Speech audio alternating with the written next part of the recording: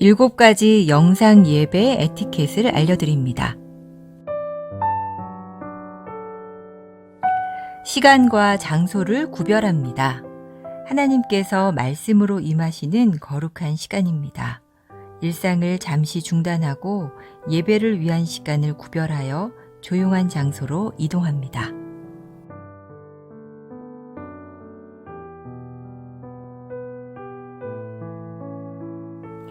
예배에 합당한 환경을 조성합니다.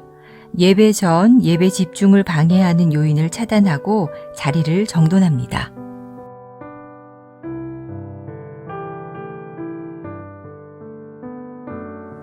하나님께 마음을 모으고 성령님의 임재를 청합니다.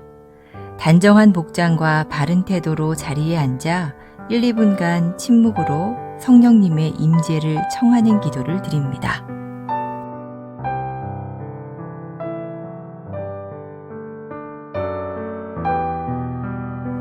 예배에 온전히 집중합니다. 예배 시작부터 마칠 때까지 주변의 일들에 반응하지 않도록 합니다.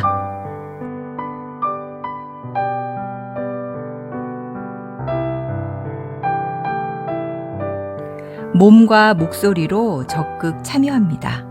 인도자의 안내에 따라 자리에서 일어나고 앉으며 소리를 내어 찬양하고 기도에 응답합니다.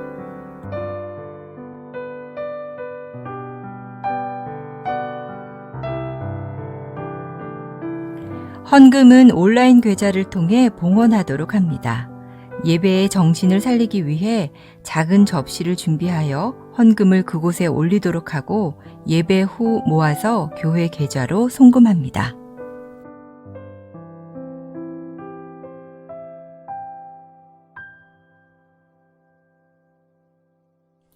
감사 기도로 마무리합니다.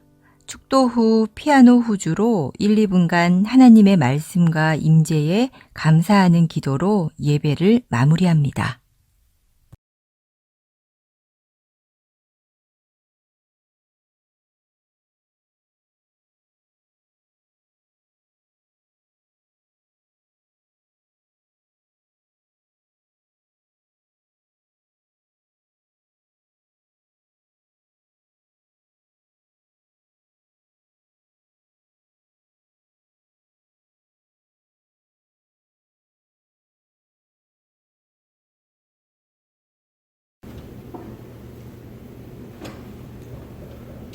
할렐루야. 주님을 예배하기 위해서 이 자리에 오신 여러분들 모두를 진심으로 환영합니다. 다 같이 함께 주님 앞에 예배하며 나가실 때 신령과 진정으로 예배하며 나가실 수 있기를 간절히 소망합니다.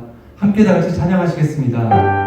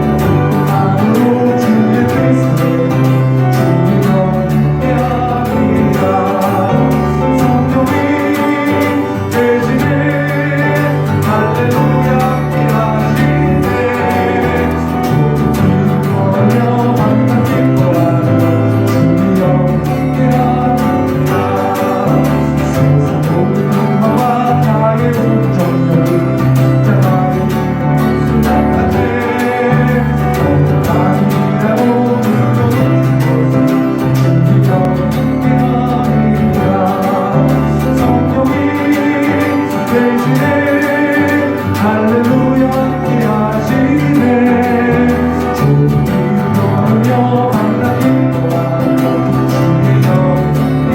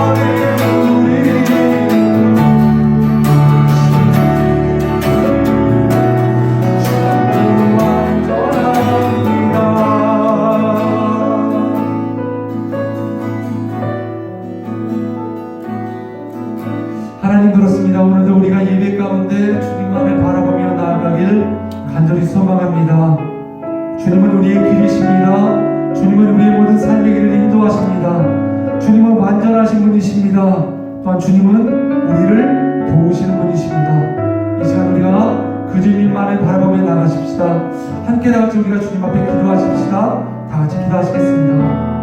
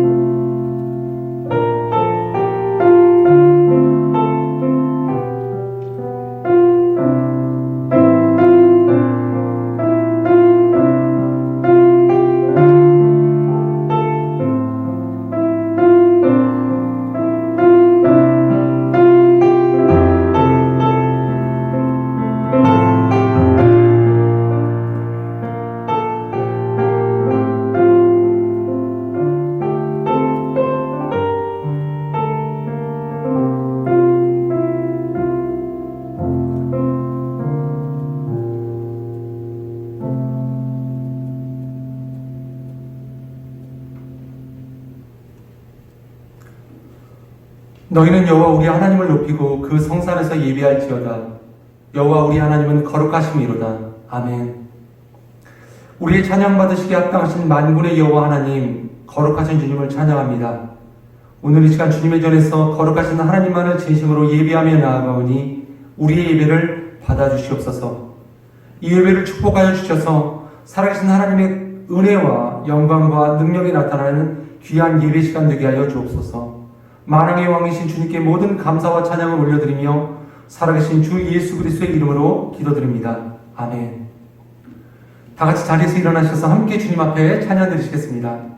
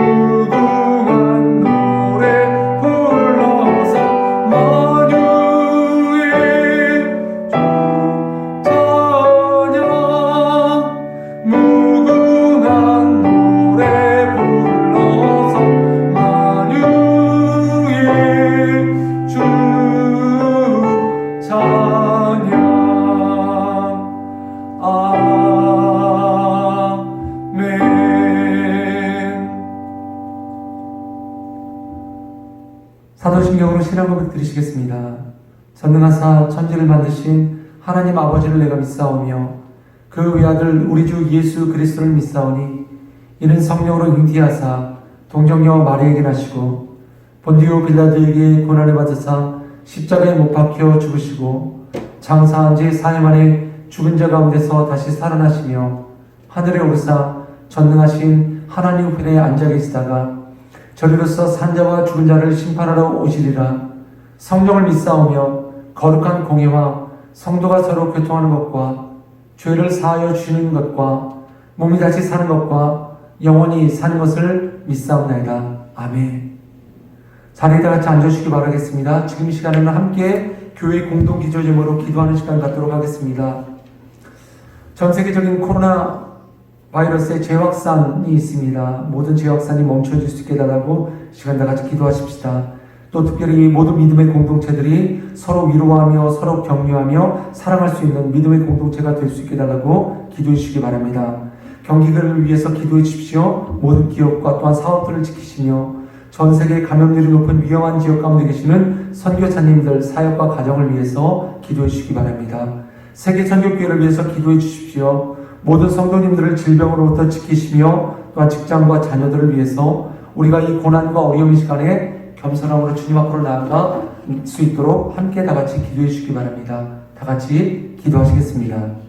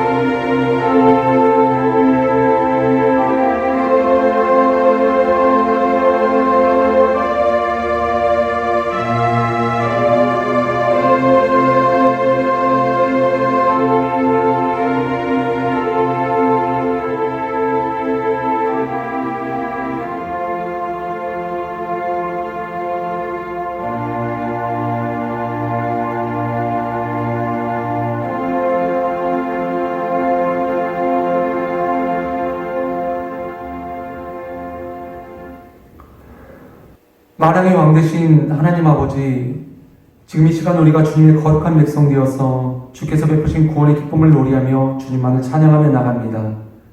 우리의 찬양을 받아주시옵소서. 예수 그리스도의 보혈의 공로를 의지하며 하나님께 나아가오니 주님 우리에게 긍휼을 베풀어 주시고 성령의 크신 능력으로 우리를 붙들어 주시옵소서. 하나님의 크신 사랑에 감사를 드립니다. 독생자 예수 그리스도까지도 우리를 사랑하심으로 아끼지 않고 십자가에 내어주신 하나님, 지금 당장은 다시 코로나 바이러스가 확산되고 있지만 그래서 우리가 하나님 앞에 온전히 예배의 당에 나와 예배를 드리지 못하는 안타까움에 있지만 하나님께 감사와 찬양을 다시 한번 올려드립니다. 하나님, 모든 사랑하는 성도들이 하나님의 거룩하신 성전과 각자의 처소에서 하늘 보좌 앞으로 나아갈 수 있도록 인도하여 주심을 믿고 우리가 나아갑니다. 너희는 먼저 그의 나라와 그의 의를 구하라고 말씀하신 주님, 오늘도 우리가 하나님의 뜻을 먼저 구하고 하나님의 뜻대로 살기를 결단하며 나갑니다. 하지만 여전히 세상 속에서는 하나님의 말씀보다 세상의 가치, 풍조에 휩쓸려 살았던 우리의 삶을 바라봅니다.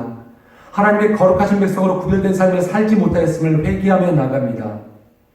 하나님, 전 세계가 코로나 바이러스 확산으로 말미암아 힘들어하고 있습니다.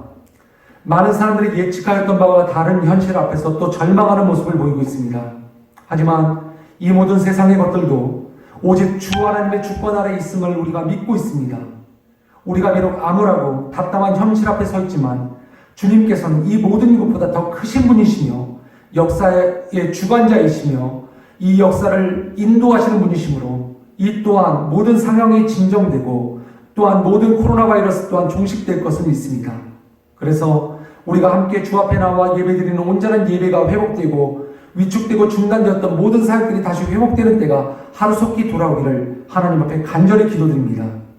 하나님, 특별히 이 어려운 현실 앞에서 좌절하고 낙심한 주님의 성도들을 하나님 위로하여 주시고 은혜를 덧입혀 주시옵소서. 그래서 지금 우리가 힘들고 어렵고 지친 상황 속에서도 주께서 주신 힘과 능력을 가지고 소망의 믿음을 굳건히 붙잡고 다시 일어설 수 있게 하여 주옵소서. 신실하신 하나님, 세계 선교교회를 축복하여 주시고 주님의 복음을 증거하는 사명을 품고 이 땅에서 주의 나라를 이루어가기를 소망하는 교회되게 하심에 감사드립니다. 어두운 세상 속에서도 빛과 소금의 역할을 온전히 감당할 수 있게 하시며 모든 주님의 성도들이 굳게 한마음으로 연합하여 하나님께서 사용하시는 귀한 세상을 향한 축복의 통로되게 하여 주옵소서. 전 세계 곳곳에서 주의 이름을 들고 나간 모든 선교사님들을 지켜주시옵소서. 하나님께서 보내신 그 자리에서 외로움과 두려움과 그리고 고난으로 인해서 고통받고 계시는 분들 또한 계십니다. 주님 함께 하시고 위로와 힘되어 주셔서 모든 분들을 고난 가운데서 하루속히 구원하시고 하나님의 큰 상급과 은혜로 위로하여 주옵소서. 이 시간 선포되어지는 말씀을 축복하여 주시고 선포되어지는 말씀 가운데 성령의 충만함이 함께 임하게 하여 주옵소서. 그래서 우리의 마음의 문과 귀를 열어주셔서 오직 말씀의 능력으로 치유와 회복의 은혜를 누리며 세상을 이겨나갈 수 있도록 강하고 담대한 믿음을 누리도록 하게 하여 주옵소서. 오늘도 우리의 힘과 능력 대신 존귀하신 예수 그리스도의 이름으로 간절히 기도드립니다. 아멘. 오늘 함께 보시는 하나님의 말씀은 사무엘하 16장 1절부터 15절까지의 말씀입니다. 제가 여러분들에게 봉독해드리도록 하겠습니다. 다윗이 마루턱을 죽은지라니 무비보셋의 종 시바가 안장 지은 두 나귀에 떡 200개와 건포도 100송이와 여름과일 100개와 포도주 한 가죽 부대를 싣고 다윗을 맞은지라. 왕이 시바에게 이르되 네가 무슨 뜻으로 이것을 가져왔느냐 하니 시바가 이르되 나귀는 왕의 가족들이 타게 하고 떡과 과일은 청년들이 먹게 하고 포도주는 들에서 피곤한 자들에게 마시게 하려 함이니이다. 왕이 이르되 내 주인의 아들이 어디 있느냐 하니 시바가 왕께 아뢰되 예루살렘에 있는데 그가 말하기를 이스라엘 족속이 오늘 내 아버지의 나라를 내게 돌리리라 하나이다 하는지라. 왕이 시바에게 이르되 무비보셋에게 있는 것이 다 네 것이니라 하니라. 시바가 이르되 내가 전하나이다. 내 주 왕이여 내가 왕 앞에서 은혜를 입게 하옵소서 하니라. 다윗 왕이 바울임의 이름에 거기서 사울의 친족 한 사람이 나오니 게라의 아들이요 이름은 시므이라. 그가 나오면서 계속하여 저주하고 또 다윗과 다윗 왕의 모든 신하들을 향하여 돌을 던지니 그때 모든 백성과 용사들은 다 왕의 좌우에 있었더라.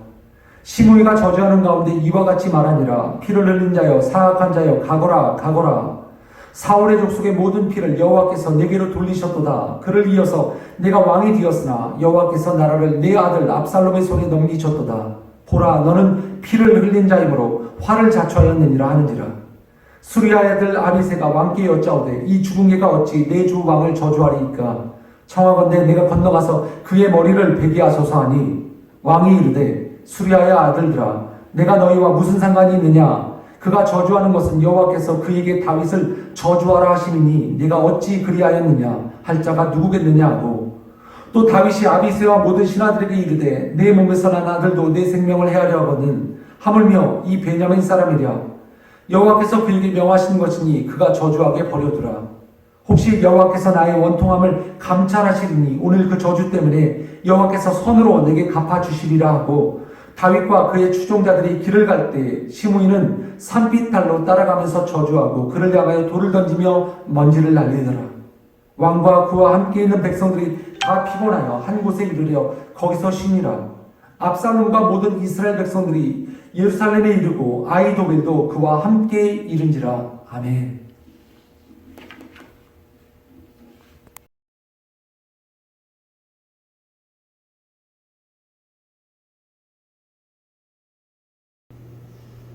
예, 오늘은 사무엘하 16장 1절부터 14절까지의 말씀을 가지고 회복에 대한 말씀을 여러분들 계속 이어나가도록 하겠습니다. 그 가운데 특별히 성경에 나타나는 인물은 다윗이라고 하는 인물입니다. 회복인데 다윗의 겸손의 회복입니다. 지난주부터 여러분들 내용이 이어지는 부분입니다. 다윗은 압살롬의 쿠데타를 경험하게 됩니다. 그리고 다윗은 이 압살롬의 쿠데타에 제대로 싸워보지도 못하고 도망치기에 급급하며, 또한 예루살렘 궁정에서 빨리 그 자리를 피신하고 있는 상황이 바로 저와 여러분이 지금 읽고 있는 바로 사무엘하 15장과 16절의 말씀입니다. 다윗이란 어떤 인물이었습니까?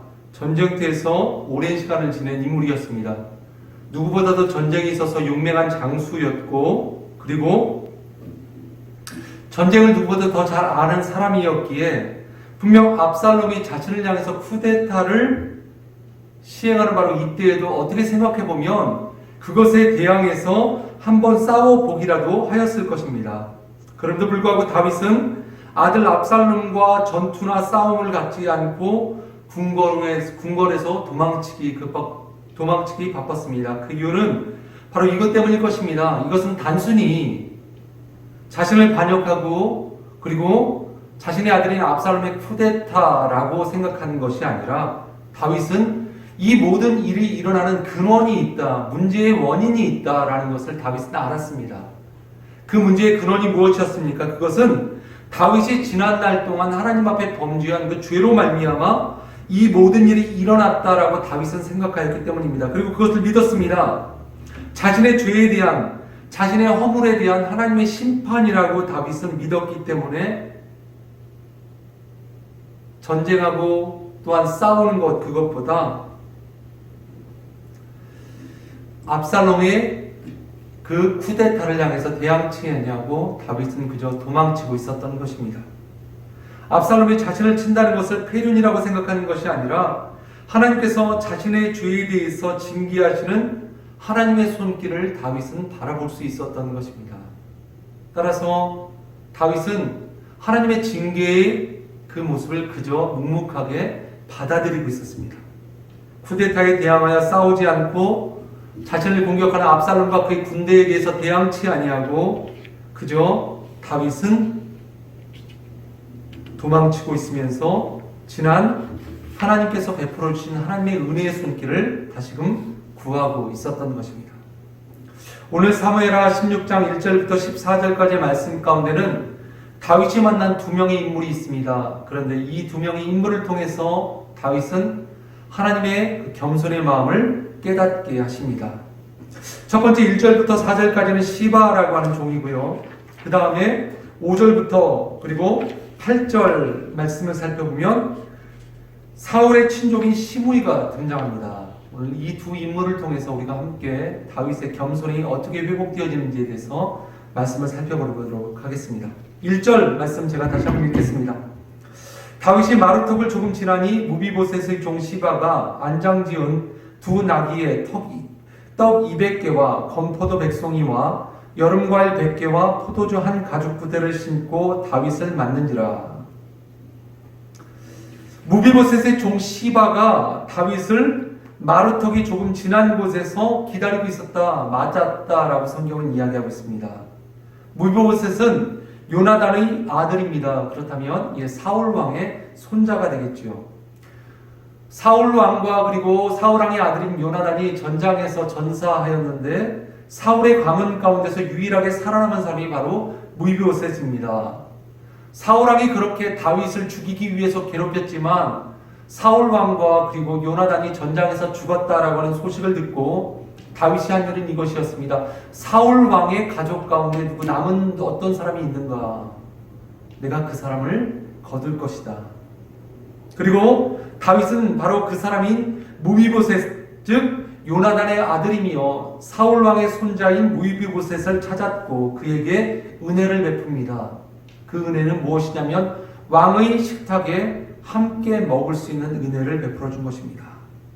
그리고 그에게 종 시바를 붙여주면서 무비보셋을 잘 보필할 수 있도록 다윗은 명령합니다.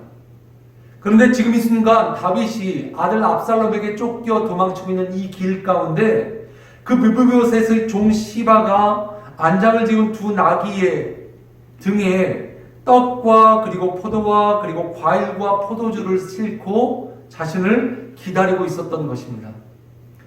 시바를 알았기에 다윗은 시바를 찾기 이전에 그리고 자신이 은혜를 베풀어 줬던 사울왕의 손자이며 요나단의 아들인 무비보셋을 찾습니다.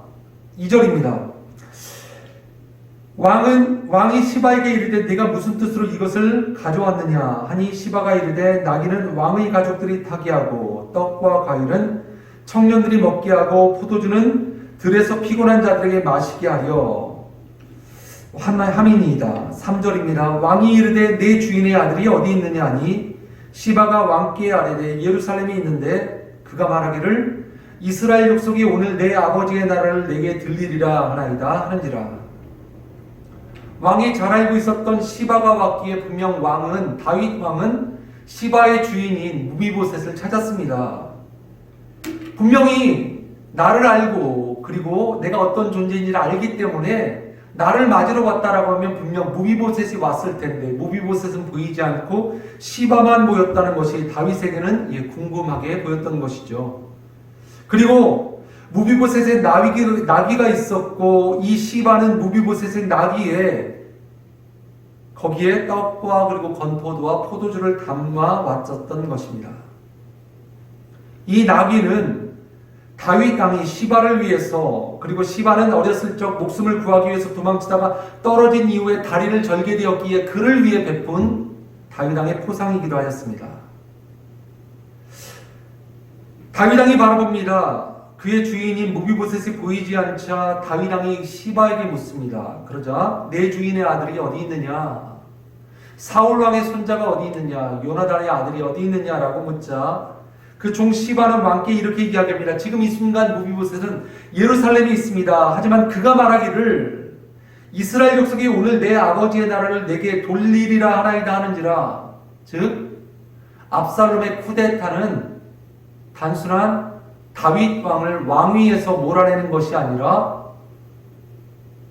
베냐민 지파였으며 이스라엘의 첫 번째 왕인 사울 왕의 다시 한번 왕의 나라를 다윗으로부터 빼앗게 되는 중요한 일이다라고 무비보셋이 시바에게 이야기했다라고 하는 것입니다.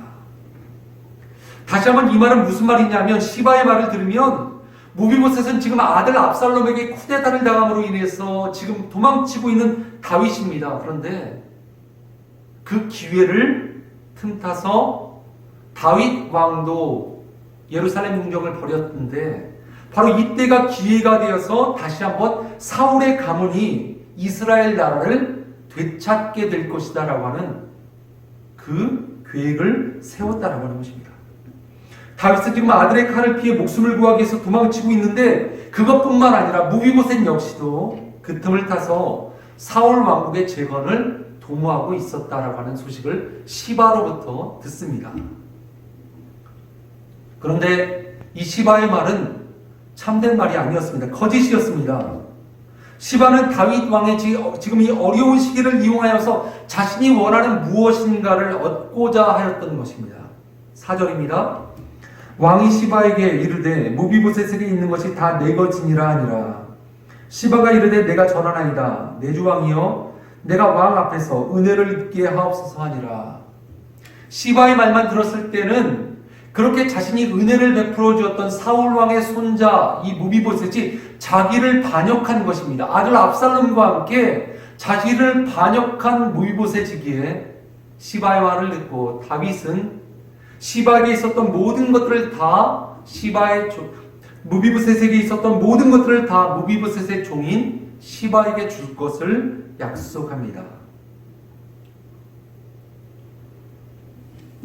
하지만 여러분들에게 말씀드린 바와 같이 이 말은 거짓이었습니다. 지금 다윗은 도망치고 있는 중이라 이 시바의 말이 사실인지 아닌지 확인할 겨를도 없었습니다.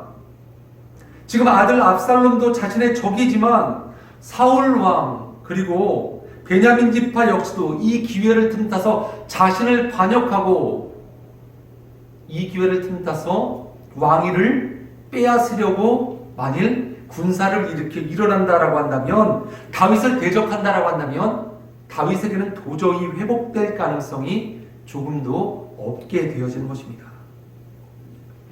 다윗은 왕이 된 이후에 가장 중요하게 생각하는 것이 하나였습니다. 바로 그것은 이스라엘 12지파를 하나 되게 하는 것이었습니다.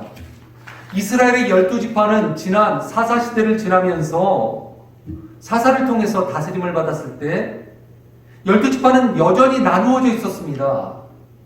사사라고 하는 인물이 그 12지파를 하나 되게 왕과 같은 권위로서 다스린 인물이 아니라 지파에 속하여져 있다가 이스라엘 백성들이 위기에 처해있을 때 하나님의 기름 부으심을 받고 하나님의 손에 들림바 되어서 그 지파로부터 후연히 일어나 하나님의 뜻을 붙잡고 나아가 이스라엘 백성들을 쳐들어온 외적을 물리친 사람이 사사 아닙니까? 이스라엘 12지파의 전체적인 영향력은 그다지 없었다라고 하는 것입니다. 그런데 이스라엘의 왕이 세워진 이후로는 그것은 달라지기 시작하였습니다. 그리고 다윗은 이스라엘의 12지파를 하나 되게 하기 위해서 그만큼 힘썼던 것입니다. 그런데 지금 이 순간 자신의 왕의 아들인 압살롬이 쿠데타를 일으켰고, 또한 지난 사울왕의 지파인 베냐민 지파 또한 자신을 대적하고 쿠데타를 일으키려고 한다는 그 소식을 듣게 되자 다윗의 마음 가운데 얼마나 어려움이 있었겠습니까? 하지만 이 시바의 말, 무비보셋의 이 시종인 시바의 말은 사실이 아니었습니다. 이 말은 나중에 이 말이 거짓임이 판명이 됩니다. 바로 19장 24절부터 30절까지의 말씀입니다. 제가 여러분들에게 읽어드립니다. 사울의 손자 무비보셋이 내려와 왕을 맞으니 그는 왕이 떠난 날부터 평안히 돌아오는 날까지 그의 발을 메시내지 아니하며 그의 수염을 깎지 아니하며 옷을 빨지 아니하였더라. 시바의 말이 거짓말이었습니다. 다윗 왕이 궁궐에서 쫓겨나 아들 압살롬의 칼을 피해서 도망쳤다라고 하는 것이 얼마나 무비보셋에게는 슬프고 힘든 일이었던지, 다윗 왕이 궁궐을 떠난 이후로부터 평안히 돌아오는 그날까지 무비보셋은 맵시 멋을 내지도 아니하고 수염도 깎지 아니하며 옷도 빨지 아니한 채로 그렇게 있었다라고 하는 것입니다. 그런 무비보셋이 다윗 왕이 예루살렘으로 온다라고 하는 그 말을 듣자 그 왕을 맞이하기 위해서 나옵니다. 예루살렘에서 와서 왕을 맞을 때 왕이 그에게 물어 이르되 무비보셋이여 네가 어찌하여 나와 함께 가지 아니하였더냐 하니 대답하되 내 주 왕이여 왕의 종인 나는 다리를 절므로 내 나귀의 안장을 집어 그 위에 타고 왕과 함께 가려 하였더니 내 종이 나를 속이고 시바가 주인인 무비보셋을 속인 것입니다. 종인 나를 내 주 왕께 모함하였나이다. 내 주 왕께서는 하나님의 사자와 같으시니 왕의 처분대로 하옵소서.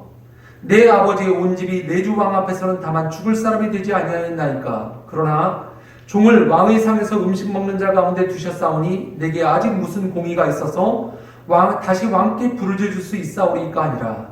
왕이 그에게 이르되 내가 어찌하여 또 내 일을 말하느냐? 내가 이르노니 너는 시바와 밭을 나누라 하니 무비보셋이 왕께 이르되 내 주 왕께서 평안히 왕궁에 들어오시게 되었으니 그로 그 전부를 차지하게 하옵소서 하니라.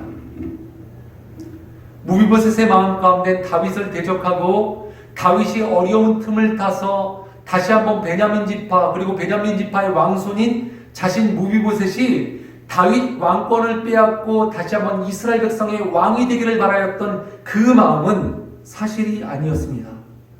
무비보셋은 다윗 왕이 쿠데타를 당하자 그와 함께 떠나려고 하였지만 그 무비보셋의 종인 시바가 주인을 속이고 나귀를 끌고 다윗에게 찾아왔던 것입니다. 그 뒤로 다윗이 다시 왕권에 복귀하기까지 무비보셋은 그의 발을 맵시내지 아니하고 그의 수염을 깎지 아니하며 옷도 빨지 않은 모습으로 다윗이 그렇게 그 모습을 갖고 기다렸던 것입니다. 우리는 이 말씀을 어떻게 받아야만 하는 것일까요? 지금 이 순간 아들 압살롬의 쿠데타에 의해서 이스라엘 왕궁, 예루살렘 왕궁에서 쫓겨난 다윗, 이것은 단순한 쿠데타, 단순한 사건이 아니다라고 여러분들에게 이미 말씀드렸습니다. 이전에 다윗이 하나님 앞에 행했던 모든 죄악에 대해서 하나님이 그의 죄를 심판하시는 것이다 라는 것이 성경의 일관된 말씀입니다. 그렇다면 왜 다윗으로 하여금 무비보셋의 종인 시바에게 이렇게 속임을 당하게 하나님은 그렇게 허락하셨을까요?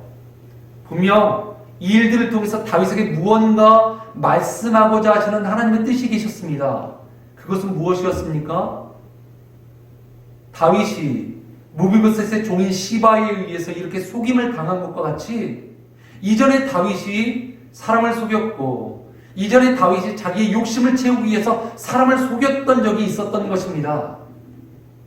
우리아의 아내 밧세바를 취하기 위하여서 우리아를 속였고 그리고 그를 속여 전장에 홀로 남게 하며 그를 죽음에 이르게 하였습니다. 자신의 쾌락과 자신의 즐거움과 자신의 만족을 차지하기 위해서 다윗은 자신의 충성스러운 종인 우리아를 속이고 그를 전장에서 죽게 만든 바로 그 장본인이었습니다. 지금 이 순간 아들에게 쫓겨나 도망치는 그 길 가운데 시바에서 속임당했던 다윗, 그는 분명 이 일들을 통해서 하나님의 뜻을 깨달았을 것입니다.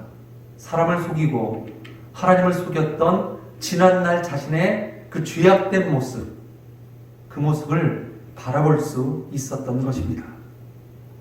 5절부터 8절까지의 말씀은 다윗을 저주한 사울의 친족 시므이의 등장입니다. 5절부터 7절까지의 말씀은 제가 여러분들에게 읽어드립니다. 다윗 왕이 바울임에 이름에 거기서 사울의 친족 한 사람이 나오니 게라의 아들이요 이름은 시므이라. 그가 나오면서 계속하여 저주하고 또 다윗과 다윗 왕의 모든 신하들을 향하여 돌을 던지니 그때의 모든 백성과 용사들은 다 왕의 좌우에 있었더라. 시므이가 저주하는 가운데 이와 같이 말하니라. 피를 흘린 자여 사악한 자여 가거라 가거라.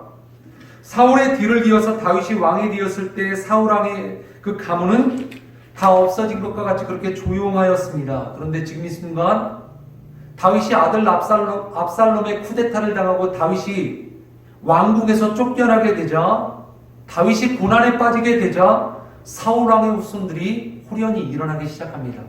다윗을 대적하기 위해서 일어나기 시작합니다.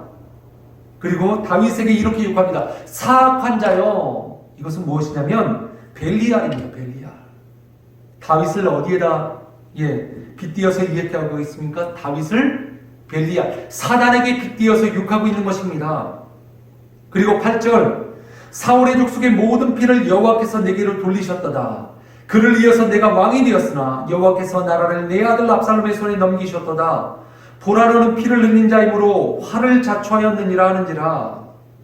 사울의 뒤를 이어서 사울왕의 아들인 요나단이 왕이 되었어야만 하는데 다윗이 그 자리를 대신 차지하고 다윗이 왕의 자리에 앉게 되었다라고 하는 것이 베냐민 지파 사람들의 생각이었습니다. 그리고 지금 이 순간 바로 시므이의 생각이었던 것입니다. 근데 우리가 기억해야 될 것은 어떻게 사울이 왕권을 하나님 앞에서 빼앗기고 그 왕권을 다윗에게 돌리게 되었나요? 이 모든 것들은 다윗의 계획과 다윗의 뜻이 아니라 하나님의 주권적인 계획 아래서 이루어진 것임을 우리는 분명 말씀을 통해서 알 수 있습니다. 하나님께서 사울 왕을 이스라엘의 첫 번째 왕으로 세우셨습니다. 그럼에도 불구하고 사울 왕은 하나님의 말씀 가운데 순종치 아니하고 끝까지 하나님의 말씀 가운데 불순종하며 하나님의 말씀을 거역하였고, 그리고 선지자가 드려야 될, 제사장이 드려야 될 그 제사 또한 자신이 드리게 됨으로 말미암아 하나님의 마음을 돌이키게 만들었습니다. 그런 사울의 죄는 생각지 못하고 지금 이 순간 시므이는 그 모든 사울 왕의 왕권이, 베냐민 지파의 왕권이 빼앗기고 다윗에게로 돌아가는 것을 다윗이 피를 흘리고 다윗이 힘과 다윗의 칼로 사울 왕의 왕족을 물리쳐 주겠다라고 그는 생각하며 외쳤던 것입니다. 이 말은 사실이 아닙니다. 그리고 시므이는 끝까지 걸어가며 다윗을 저주하고 있었던 것입니다. 그러자 이 말을 듣자 수리아의 아들 아비새가 왕께 여짜오되 이 죽은 개가 어찌하여 내 주왕을 저주하리이까 청하건대 내가 건너가서 그의 머리를 베게 하소서 하니, 이 말을 듣지 못했습니다. 여러분들은 어떻게 생각하겠습니까? 지금 이 순간 고난 가운데 있습니다. 아들의 쿠데타에서 왕위를 빼앗기지는 않았지만 내 삶 가운데 고난 가운데 있는데 주변의 사람들이 나를 위로하여 주지는 아니하고 계속 나를 비난하고 나를 헐뜯고 나를 욕하며 나에게 나쁜 말을 해야 된다면 여러분은 얼마나 그 심정이 괴롭고 힘들겠습니까? 근데 지금 그 말을 들은 수리아의 아들 아비새가 다윗 왕에게 이야기합니다. 내가 저자를 내가 죽이겠습니다. 다윗 왕이시여. 어떻게 감히 왕에게 저런 말을 할 수 있겠습니까? 그러자 다윗은 10절에 이렇게 말씀하고 있습니다. 왕이 이르되 수리아의 아들들아 내가 너희와 무슨 상관이 있느냐? 그가 저주하는 것은 여호와께서 그에게 다윗을 저주하라 하시니 내가 어찌 그리하였느냐 할 자가 누구겠느냐 하고, 다윗의 마음이 지난 시간부터 계속 변하고 있다라고 하는 것을 우리는 알 수 있습니다. 오늘 이 시간에도 얼마나 마음이 아프겠습니까? 고난 가운데 있을 때 계속적으로 나를 저주하는 소리를 듣게 됩니다. 그래, 너 때문에 그런 거잖아. 너의 그 행동 때문에 그런 거잖아. 지난날 너의 그 잘못 그것 때문에 그런 거잖아. 어쩌면 다윗의 믿음이 연약하였다면 그렇게 생각할 수도 있었을 것입니다. 그래, 내가 그것 때문에 지금 이 순간 이렇게 고난과 어려움을 당하나? 내가 지난날 저질렀던 그것 때문에 내가 지금 이 순간 이렇게 고난을 당해야만 하는 것인가? 하지만 다윗은 이미 그의 죄와 그리고 하나님께서 심판하시는 그 의도와 그 뜻을 알고 있었던 것입니다. 그리고 다윗 왕은 수리아의 아들에게 이렇게 이야기합니다. 내가 무슨 상관이 있느냐? 저 시므이가 저주하는 것은 여호와께서, 하나님께서 나 다윗을 저주하라고 허락하셨기에 그가 저주하는 것이다.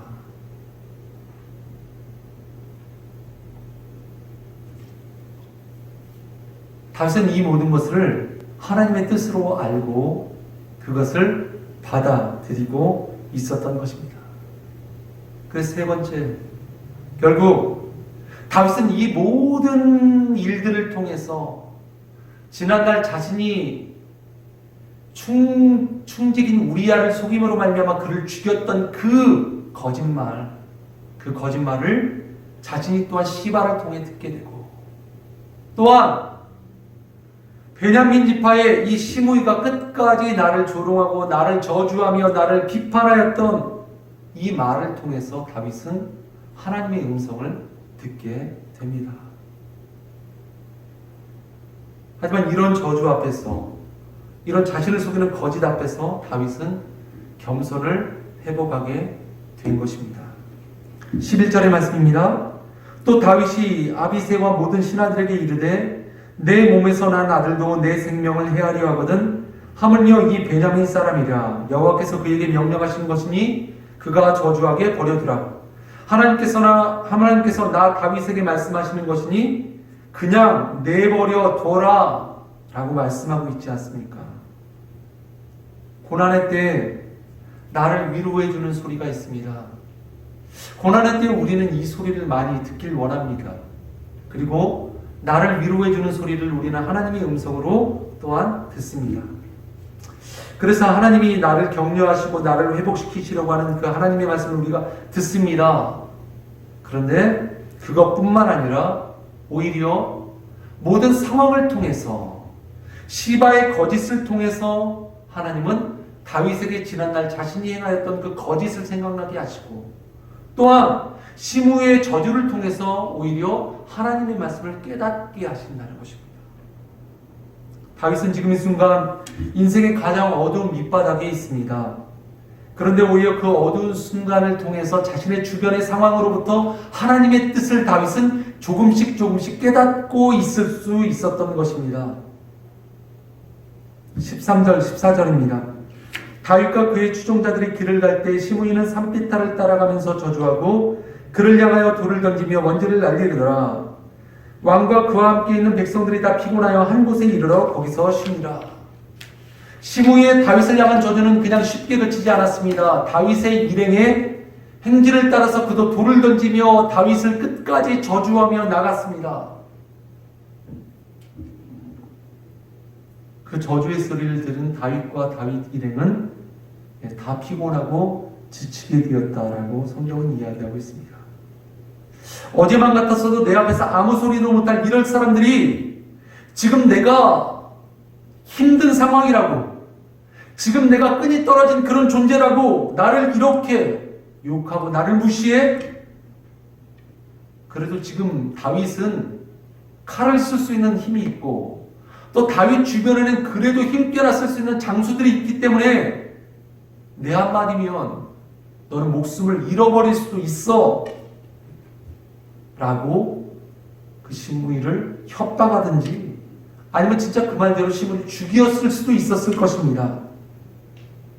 하지만 다윗은 이 모든 것들을 다 하나님의 뜻으로 알고 그저 순종해 나갑니다.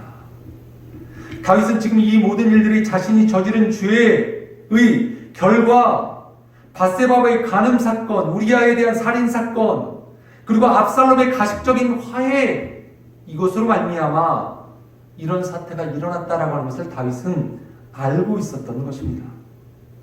그리고 그는 겸손한 마음으로 그것을 인정합니다. 그리고 결국 이것은 나의 죄 때문에 내가 받는 것이다라고 생각합니다. 다윗의 겸손한 마음이 그가 하나님을 잃어버리고 하나님을 의지하지 아니하고 그가 죄 가운데 살았던 그 모든 교만함들을 내어버리고 이제 다시 한번 다윗은 마음의 겸손함을 회복하기 시작합니다. 사람들이 기독교의 가르침을 왜 싫어합니까? 그 싫어하는 이유는 다른 것이 아니라 죄를 지적하기 때문인 것입니다. 나의 죄를 지적하기 때문에, 그리고 나를 죄인이라고 부르는 이 말이 싫어서 사람들이 기독교를 싫어합니다. 왜 내가 죄인이야? 나는 죄인이 아닌데 내가 그렇게 큰 죄를 졌어? 나는 살인이나 나는 나쁜 죄나 나는 감옥에 들어갈 만한 그런 죄를 짓지 않은데 내가 어떻게 죄인이야? 그런데 성경은 분명히 이야기합니다. 생각만으로도, 사람을 속이는 것만으로도, 마음에 품는 음욕만으로도 우리는 죄를 짓는 죄인이라고 성경은 말씀하고 있습니다.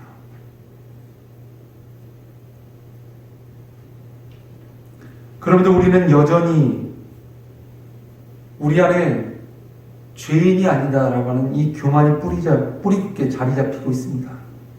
죄를 인정하지 않는 것, 이것은 겸손의 모습이 아니라 교만의 모습입니다. 반대로 겸손하다면 반드시 하나님께서 나의 죄를 생각나게 해주셨을 때 그 죄를 깨닫고 하나님 앞에 무릎 꿇고 나가 회개하며 기도할 수 있는 것입니다. 성경은 분명 이 사실을 분명하게 우리에게 말씀하고 있습니다. 지금 이 순간 다윗은 인생의 고난 앞에서 자신의 죄를 생각하게 하시는 하나님의 은혜의 손길을 버려두지 아니하고 그 죄를 깨닫고 인정하며 회개하며 나갑니다. 다윗의 겸손을 이 어려움의 고난이 찾게 하여 줬고 회복시켜 준 것입니다. 결국 다윗은 이 겸손한 마음을 가지고 하나님을 끝까지 신뢰하며 나갈 수 있었습니다. 12절 혹시 여호와께서 나의 원통함을 감찰하시니 오늘 그 저주 때문에 여호와께서 손으로 내게 갚아주시리라 하고, 무슨 말씀입니까? 시므이가 나를 그렇게 저주하는 것을 장수가 죽이지 못하게 막지 않습니까? 그 뒤로 다윗이 한 말입니다. 혹시라도 하나님께서 이 나의 저주 소리를 듣고 나의 원통함을 갚아주시지 않으실까? 지난주에도 다윗이 믿음으로 고백하지 않았습니까? 하나님께서 지금 나의 원통함과 고난을 하나님께서 바꾸어 주실 수 있는 분이시다. 그렇다면 하나님의 은혜를 구해야 된다라고 하는 것이 지난주의 말씀이었고, 오늘은 어떤가요?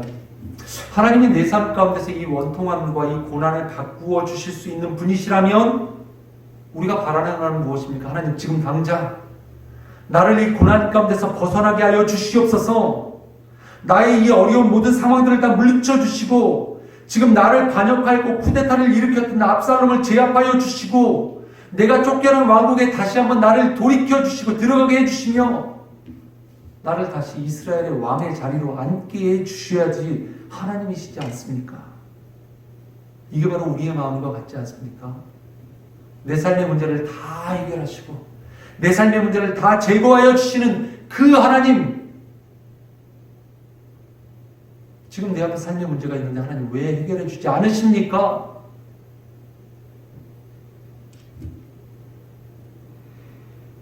근데 다윗의 마음은 그런 마음이 아니었습니다. 혹시라도 하나님께서 내게 은혜를 베푸시지 않으실까? 혹시라도 하나님께서 나에게 사랑을 주셔서 내가 지금 이 순간 이 원통한 나의 마음을 들으시고 아시고 나에게 다시 한번 은혜를 베풀어 주시지 않으실까? 이 말씀은 단순하게 하나님이 나를 도와주시면 좋고 하나님이 나를 도와주시지 않으시면 그래 어쩔 수 없지라고 하는 생각의 그런 믿음의 자세가 아닙니다. 다윗 역시도 지난 15장 25절 말씀 가운데 이렇게 기도하지 않았습니까? 왕이 사독에게 이르되 보라, 하나님에게를 성읍으로 도로 메어 가라. 만일 내가 여호와 앞에서 은혜를 입으면 도로 나를 인도하사 내게 그 궤와 그 계신 데를 보이시리라. 압살롬의 쿠데타를 때에서 쫓겨나고 있는 다윗에게 여호와의 제사장들이 법궤를 내고 찾아왔을 때 이것을 정치적으로 이용만 한다면 다윗에게는 큰 이득이 될 수 있었겠지만 다윗은 그것을 거절합니다. 그리고 이렇게 이야기하지 않습니까? 만일 하나님이 원하시면 하나님 앞에서 은혜를 입으면 나를 이곳으로 되돌려 주실 것이다. 이 말은 어떤 말씀이라고요? 그러지 아니하실지라도 하나님은 여전히 나의 하나님이시다. 똑같은 믿음의 고백을 한 믿음의 사람들이 있었습니다. 다니엘서 3장 17절부터 18절의 말씀입니다. 왕이여, 우리가 섬기는 하나님이 계신다면 우리를 맹렬히 타는 풀무불 가운데서 능히 건져내시겠고 왕의 손에서도 건져내시리이다. 그렇게 하지 아니하실지라도 왕이여, 우리가 왕의 신들을 섬기지도 아니하고 왕이 세우신 금신상에게 절하지도 아니할 줄을 아옵소서. 그렇게 하지 않으실지라도 하나님께서 살아계신다면 반드시 나의 일을 생각하시고 나의 억울함을 갚아주실 것이지만 혹시 하나님 그렇게 하지 않으실지라도 이것이 우리의 진정한 겸손한 믿음의 마음이 될 것입니다. 오늘도 우리는 수많은 문제 앞에 서 있습니다. 그리고 그 문제 앞에서 혹시 하나님 내 생각대로 해주시지 않으시겠습니까? 하나님, 내 생각대로 그 일들이 이루어지지 않는다면 어떻게 하시겠습니까? 라고 우리는 여전히 하나님 앞에 질문합니다. 하지만 하나님은 신실하신 분이십니다. 내가 바라고 내가 원하는 그것보다 우리의 모습을 더 잘 아시고 내 미래를 아시며 나의 모든 삶의 길들을 인도하시는 분, 바로 그분이 하나님이십니다. 하나님께서 내가 원하는 대로 나를 도와주셔야만 하나님이십니다가 아니라 하나님의 뜻에 내가 믿음으로 반응하며 나갑니다. 하나님의 인도하심 가운데 내가 순종하며 나아갑니다. 하나님의 은혜의 손길을 내가 구하며 나아갑니다. 이것이 진정한 신앙인의 자세라고 하는 것입니다. 그리고 지금 이 순간 고난을 통해서 다윗은 이 믿음의 마음이, 이 겸손의 마음이 회복되어지고 있었던 것입니다. 하나님은 변치 않으시는 신실하신 분이십니다. 그래서 오늘도 우리에게 변치 않는 은혜를 베풀어 주십니다. 우리의 마음의 자세는, 우리의 믿음의 자세는 어떤 마음이어야 될까요? 하나님만을 믿고 나가는 것입니다. 내 앞에 어떤 상황과 환경으로부터 요동치지 아니하고 내 기대와 달리 어떤 일들이 일어났을지라도 하나님은 오늘 이 시간에도 여전히 나를 지키시며 하나님은 오늘 이 시간에도 여전히 나를 돌보시며 인도하시는 분이심을 내가 알기에, 내가 믿기에 내가 그 하나님만을 믿고 겸손한 마음으로 나아갑니다. 이것이 오늘 고난 가운데서 다윗을 회복시키신 하나님의 은혜인 것입니다. 고난 앞에 서 계신 여러분들이 계시다면, 삶의 어려움 앞에 계신 여러분들이 계시다면 이 마음을 회복시키실 수 있길 바랍니다. 이 겸손의 마음이 여러분들 안에 회복되시길 간절히 소망하며 함께 주님 앞에 말씀 생각하시면서 기도하며 나가시겠습니다. 다 같이 기도하시겠습니다.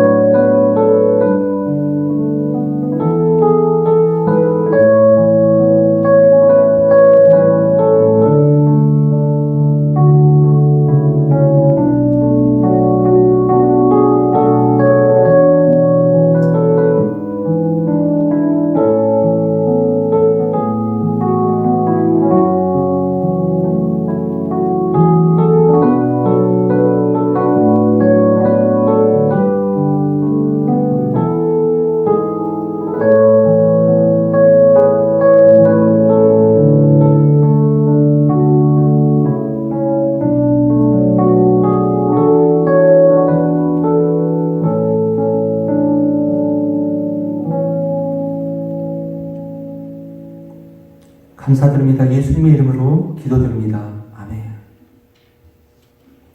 다 같이 함께 주님 앞에 찬양 드리시겠습니다.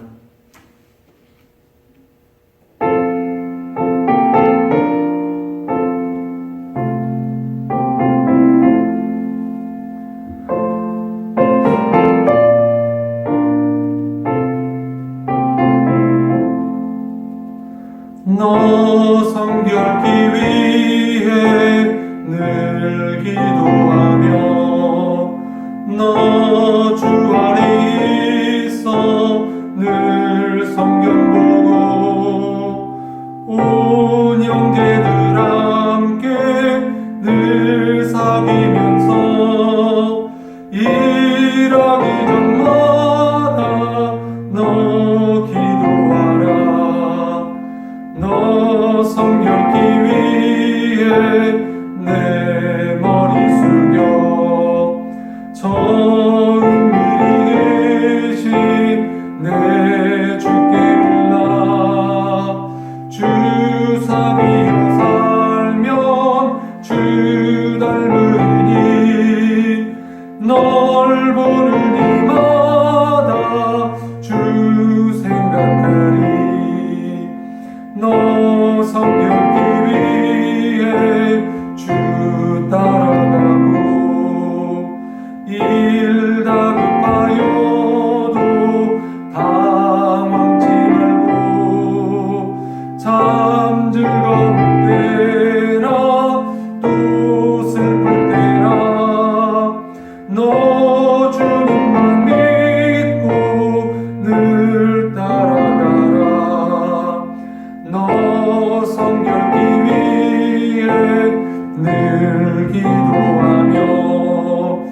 내 소원을 주께 다 맡기어라.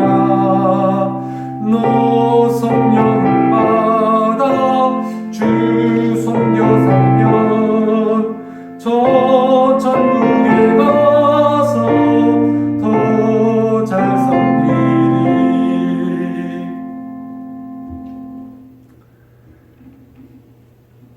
다 같이 들으신 예물을 위해서 함께 기도하시겠습니다. 살아계신 하나님 아버지, 오늘 예배를 통하여 하나님의 음성 듣게 하심에 감사드립니다. 우리가 당하는 이 고난과 연단을 통하여 정금과 같이 단련되게 하시며 그리스도를 닮아 겸손한 마음 가지는 귀한 믿음의 자녀들이 되게 하여 주옵소서. 주신 은혜에 감사하는 마음으로 주님 앞에 정성껏 예물을 드립니다. 주님, 이 모든 예물을 받아주시고 하나님 나라가 확장되어지는 귀하고 놀라운 일 가운데 사용되게 하여 주옵소서. 병상에 있는 황혼들을 긍휼히 여겨주시고 고통 가운데 있는 모든 성도들에게 하늘의 문을 여시며 은혜를 베풀어 주옵소서. 거룩하신 예수님의 이름으로 기도드립니다. 아멘.